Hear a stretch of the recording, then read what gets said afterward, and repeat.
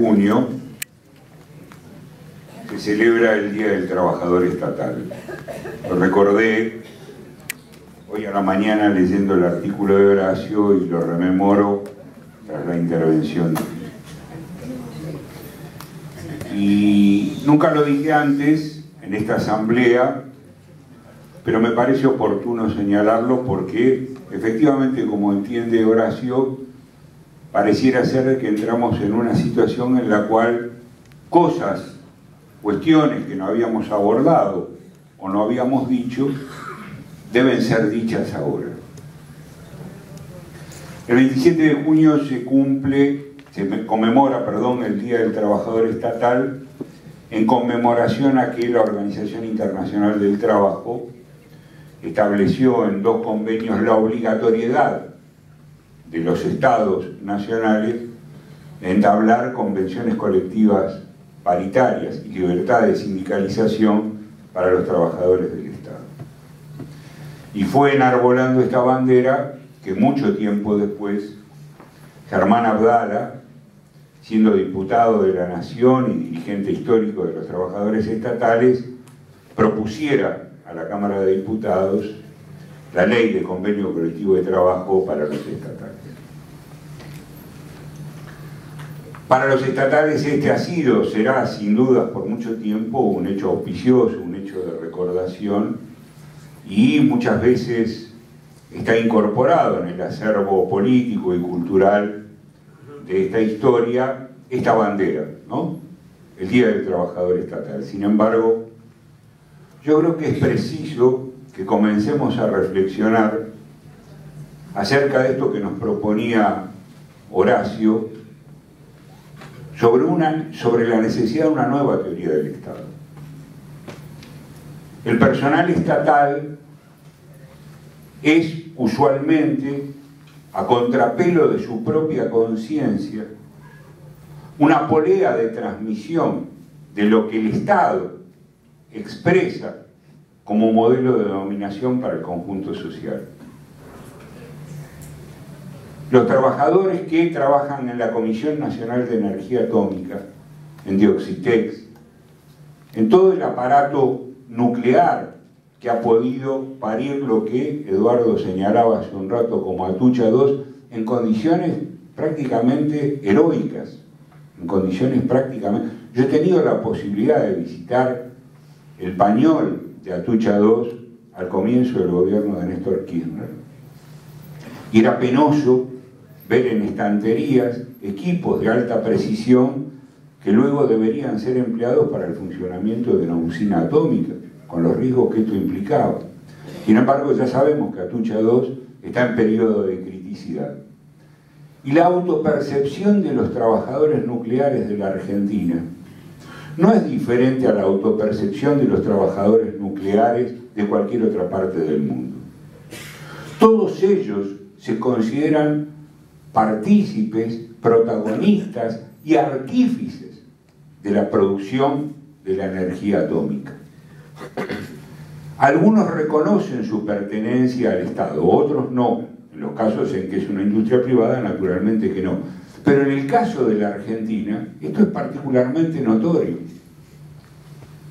Sin embargo, si uno interroga a estos compañeros que son esforzados, que son sacrificados, que han llevado adelante condiciones de trabajo incluso durante el terrorismo de Estado, porque hay no menos de 15 compañeros secuestrados, detenidos, desaparecidos en la CONEA, si uno los interroga, asumen con orgullo este rol de trabajador estatal y asumen con orgullo el hecho de haber parido a Atucha II. Yo lo conozco en profundidad este tema.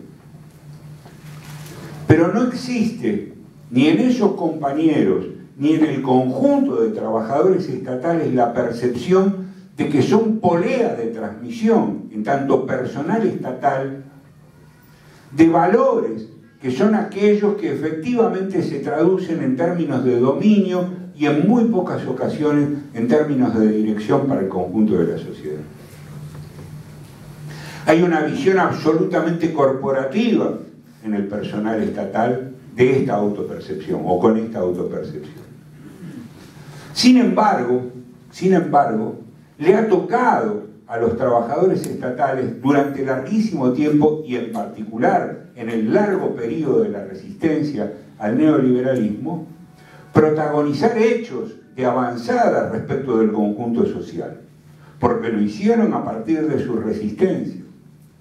En las condiciones actuales, los tipos de Estado a los que mencionaba Horacio, él señalaba, este Estado no es diferente a este otro, aquel otro es diferente a aquel otro. ¿Recuerdan lo que dijo? Este paso de un Estado al otro, de esta forma estatal a otra, requiere de algo que yo creo que Horacio no ha mencionado y que me parece que es imprescindible debatir. Si el Estado es, como efectivamente él lo señaló, tomando un concepto de Nikos Poulantzas, la condensación de la correlación de fuerzas entre las clases sociales que están en pugna en la sociedad, si el Estado es esta condensación, entonces hay que entender que la designación de Ricardo tiene que ver fundamentalmente con la existencia de una corriente, de algo que prefigura en la base de la sociedad un modo dinámico que no tiene la lógica estatal, que no la tiene.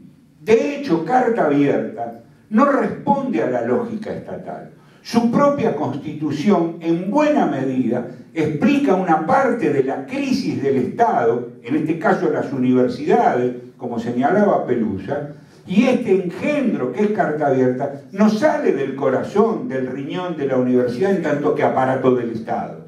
Sale por fuera de esto. Y sin embargo constituye una línea de pensamiento y acción que se encuadra, se enraiza en la lógica de la sociedad civil y no en la lógica del aparato estatal. Por eso el reclamo de la autonomía del pensamiento y aún del pensamiento crítico, expresado en la persona de Ricardo Forster hoy en la entraña del aparato estatal, supone que hay un sector, en este caso el aparato de gobierno, que ha percibido que precisamente existe esa corriente. Que existe esa corriente como pueden existir otras. Y sin embargo, desde otro lugar del Estado, se arroja esta situación y se le pone ese nombre a esa secretaría. No es un error, compañeros. Pensar que ese nombre es un error es no entender la dinámica, la lógica de la disputa político-ideológica al interior del propio aparato del Estado. La presencia de Ricardo Forster, en tanto designación, supone el reconocimiento de que hay un hecho dinámico en la sociedad civil que él expresa. Pero hay otro sector, que yo no sé cuál es, y no sé si alguien lo sabe efectivamente, que teme a esta percepción, que le resulta altamente crítico y por lo tanto trata de encorsetarlo con un nombre que si tiene algo de ridículo, Dios me libre. Sin embargo, han sido las expresiones más reaccionarias de los grupos de poder en este país las que se encargaron de ridiculizar ese nombre. Fíjense qué paradoja, para decirlo gonzalianamente. Fíjense qué paradoja. Ha habido un sector que para tratar de contener esta expresión dinámica que viene desde la base de la sociedad, le pone un nombre para encorsetarlo, y quienes efectivamente se beneficiarían con eso critican ese nombre. Es asombroso. Es asombroso. ¿Pero por qué es asombroso? Porque lo que está poniendo de relieve este hecho, compañeras, compañeros, es la necesariedad de constituir una fuerza social que, enancada en la dinámica de la sociedad civil, tenga la capacidad de disputar al interior del Estado, contra el Estado y más allá del Estado. Si este es el modelo de Estado libertario que Horacio propone en su artículo, yo lo suscribo. Pero tengamos que claro una cuestión. Ese no es un hecho volitivo. No tiene que ver con la voluntad de que haya una fuerza social. la existencia de una fuerza social orgánica en condiciones de acometer esa tarea, de dar la disputa dentro del Estado, más allá del Estado y contra ese propio Estado, es una determinación histórica. Y esa determinación histórica solo se puede llevar adelante si empezamos a plantearla como tarea, si nos empezamos a problematizar estas cuestiones, no al modo de ordeno y mando, como decía el compañero, sino planteando con lucidez, con responsabilidad y con firmeza aquello que son los principios que informan a la política. Gracias.